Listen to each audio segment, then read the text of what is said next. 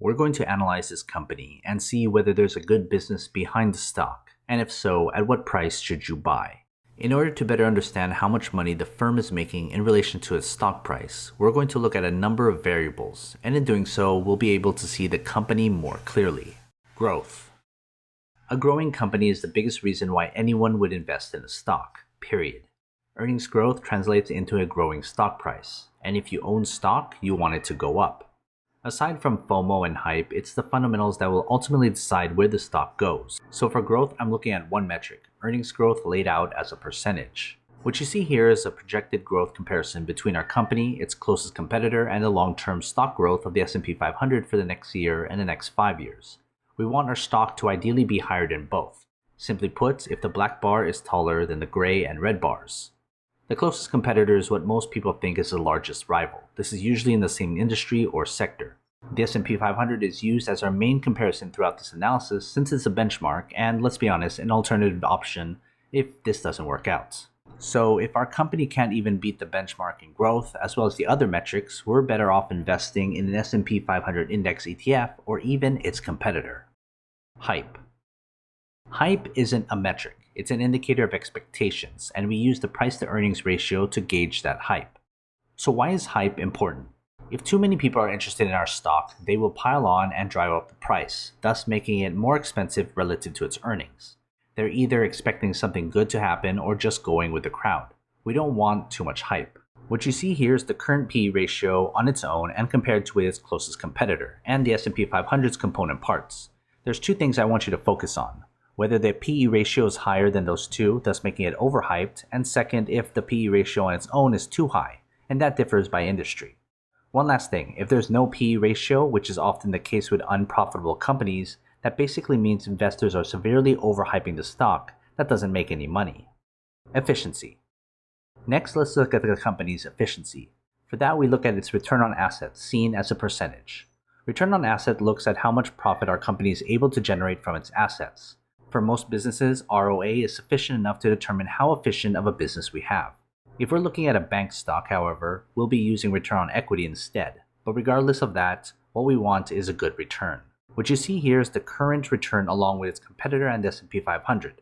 Again, focus on the return itself and versus the other two. This will tell us that we have a company that's utilizing its money-making mechanics efficiently.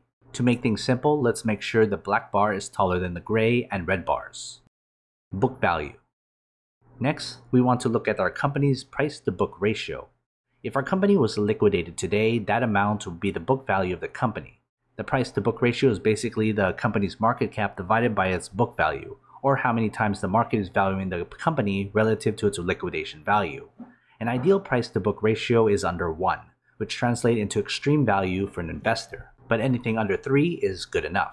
What you see here is our company's current price to book, along with our competitor and that of the companies that make up the S&P 500. We want a low price to book and low relative to the index. In this case, make sure the black bar is shorter than the gray and red bars. Dividends. Let's then look at the company's dividend metrics. What you see here are 3 metrics: the current dividend yield, the buyback yield, and the payout ratio. Unfortunately, our company doesn't pay out a dividend, which is a negative, but a positive if there's any buyback and a smaller payout ratio. But we very much prefer an investment to pay you while you own a stake in the company. Before we continue, consider joining my Patreon. It helps support this channel, but more importantly, you'll get access to every company I've analyzed so you can quickly compare between them. It's updated all the time. Head to patreon.com/GrowthShares or click on the link in the description. The business. By now, you have a good idea of whether we have a good or bad business. If this were a private company for sale, we can be confident just from a business perspective whether to buy or not. In order to gauge whether there's a good business here, it would need to at least beat the S&P 500. If it clearly can, we're at least dealing with an above-average business. What you see here is a quick summary of how our company has performed versus our competitor and our benchmark. Of course, I encourage you to go back through this analysis and see if their differences are huge or if they're minor. Fair price. So what does this all translate to when it comes to the stock price? Here you'll see 4 different fair price conclusions: the analyst price, the discounted cash flow model from Guru Focus, Morningstar's fair price, and then my fair price. And then when we average out our 4 different fair prices, we can see where we are in terms of the perfect price to buy the stock. For the chart in the middle of the screen, you'll see how much higher the fair price is from the current price based as a percentage. So the higher the percentage, the more undervalued the stock. For the analyst price, it's basically the average fair price given by a number of Wall Street analysts who follow the stock. From my experience, I'd say they're more optimistic with their valuation than the others.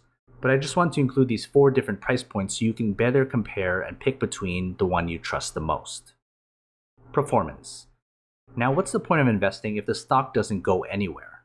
It's one thing for a company to have a great business and an undervalued stock price, but it's a wholly different story when it comes to the daily motions of the stock market. Although past performance is no indicator of future returns, we all know that the past does, and at a minimum, influence future outcomes. What you see here is our stock's compounded annual returns versus its industry and versus the S&P 500 over various timeframes. This will give you a different way of looking at things. If you're only concerned with how the stock has performed and pretty much you can expect to some degree going forward, then you have your answer here.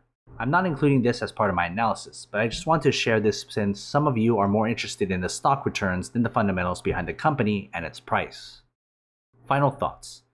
In the past, I used to end these videos with a final grade, but that just pigeonholes all of us into a very simple conclusion. There are 3 things you can take away from this analysis video.